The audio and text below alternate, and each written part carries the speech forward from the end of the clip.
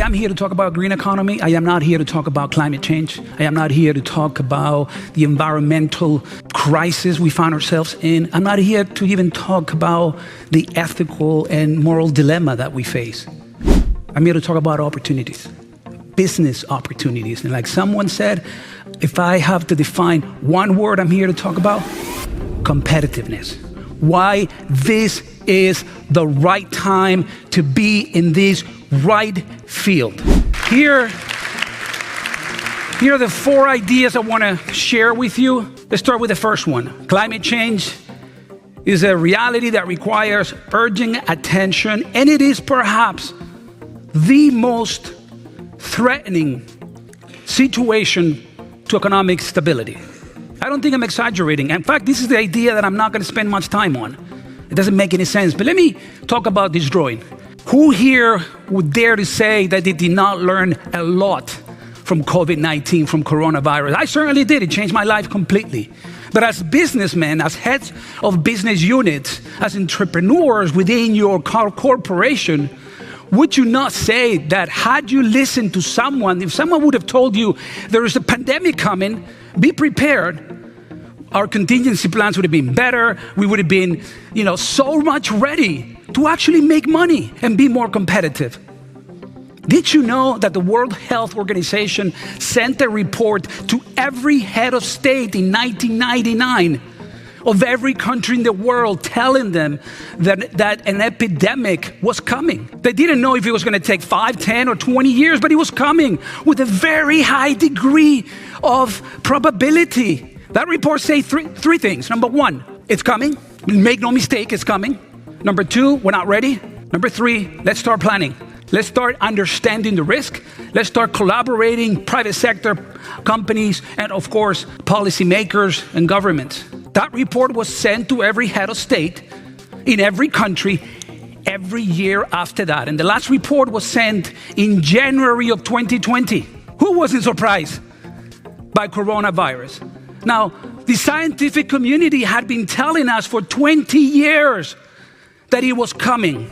Why not apply the same thinking to climate change? Because the scientific community has not been talking about it for 20 years.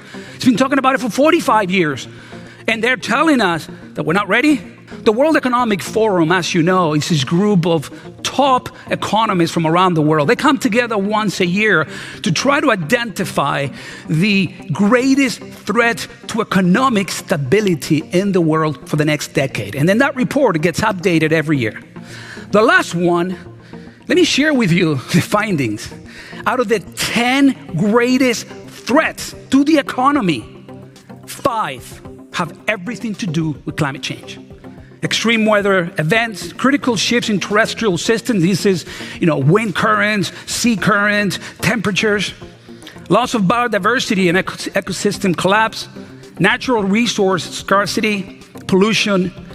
I would even say that immigration is actually related to that as well, but at least 5 have everything to do with climate change. Now, I don't know how you feel about it, but we should listen to the scientists.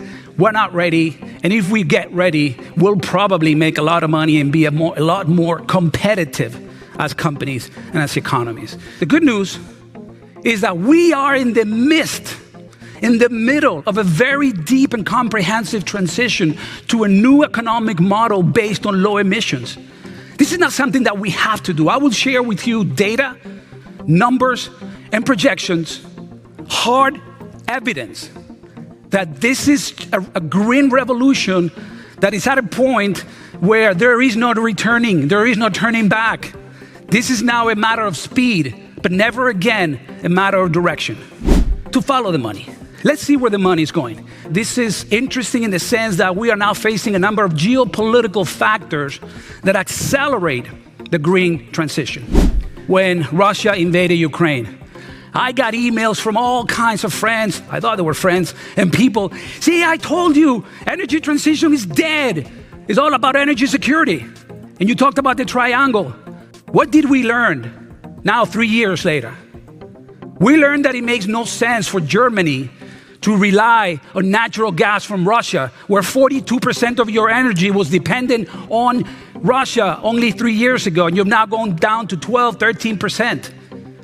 We learned that it made no sense for us to send billions and billions of dollars buying fossil fuels from Venezuela, from Iraq, from Afghanistan, from Saudi Arabia, or from Russia, countries that we don't even share values with. And what do we get in return? Millions and millions of tons of pollution. Where the hell is the business deal there? We learned that there is no energy security without energy transition. Is that countries that invest heavily in sustainability, China, Germany, Denmark, UK, also lead the ranking in technological innovation. The question is not if, but how quickly can we scale to meet the demands of tomorrow's world, even if we have to slow down. You're getting up in the morning, moving the needle every single day in the right direction, and showing the world that you can make money, that you can be profitable, and at the same time, do the right thing. To our kids, to the next generations, we owe it to ourselves. Let's not forget that this is about remaining competitive and for the next generations. Thank you.